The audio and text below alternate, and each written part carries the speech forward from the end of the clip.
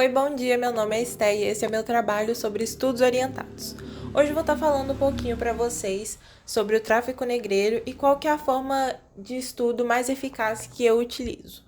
O tráfico negreiro foi o sistema de captura, venda e transporte forçado de milhões de africanos para as Américas, principalmente entre os séculos 16 e 19.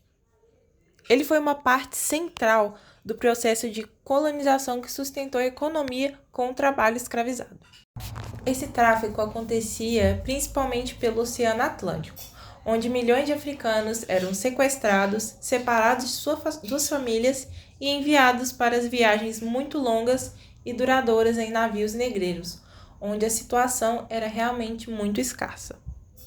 Durante a travessia, as condições eram péssimas, falta de espaço, doenças, violências e maus-tratos constantes. Muitos não sobreviviam ao percurso, conhecido como Travessia do Meio. Mas afinal, por que o tráfico negreiro existiu? Então, o tráfico negreiro existia porque os colonizadores europeus eles queriam trabalhos com a mão de obra barata e forçada para poder trabalhar nas plantações e nas minas.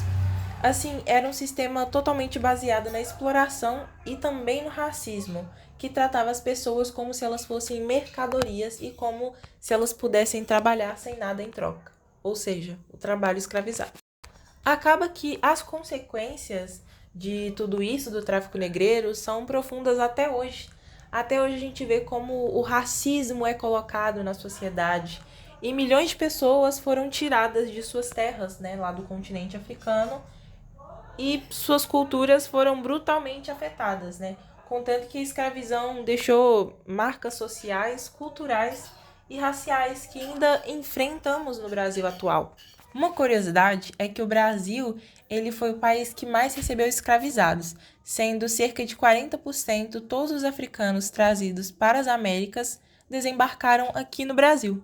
Isso é muito mais do que os Estados Unidos, por exemplo.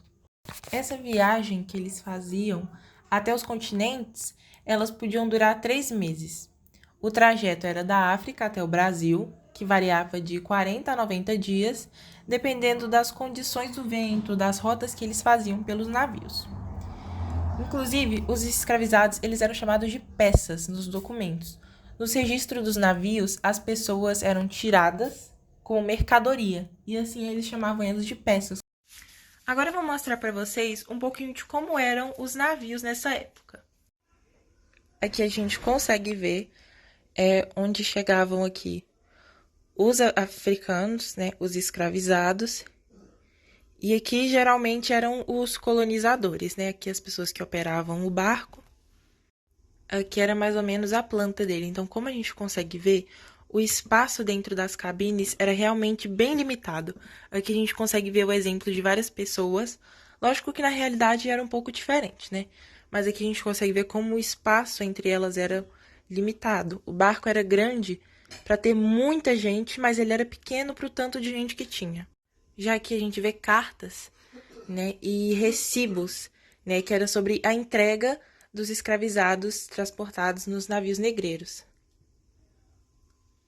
A gente vê aqui também nessa obra dos Quilombos dos Palmares, onde a gente consegue ver uma luta originária da África, que é a capoeira, que é conhecida não só aqui no Brasil, mas também como em outros lugares do mundo. Nesse mapa a gente consegue ver as rotas que eles faziam da África até o Brasil. Eles passavam pela rota de Guiné, a rota de Mina, a rota da Angola e também a rota de Moçambique. Depois de todo esse tempo, a escravidão ela foi proibida em 1850 através da Lei Eusébio de Queiroz. Porém, a escravidão continuou ainda assim até os anos de 1888.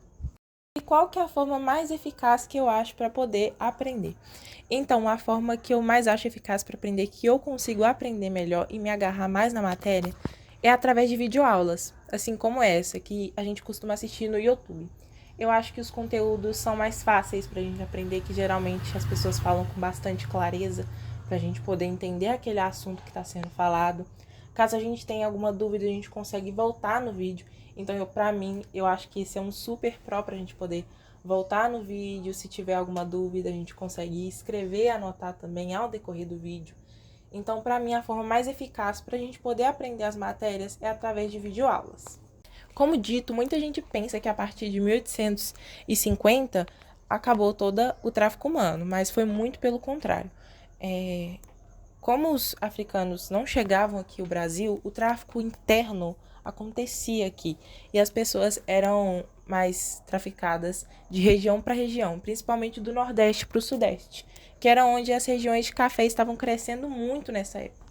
Além disso, as leis elas demoraram décadas para realmente trazer liberdade para esse povo que era traficado. Porém, isso é assunto para um próximo vídeo. Eu me despeço aqui de vocês, eu espero que vocês tenham entendido, com clareza sobre como o tráfico negreiro ele afetou a história do nosso país. Eu agradeço por vocês terem assistido e esse foi o tema da minha videoaula, que é a forma de estudo que eu acho mais eficaz. Até a próxima!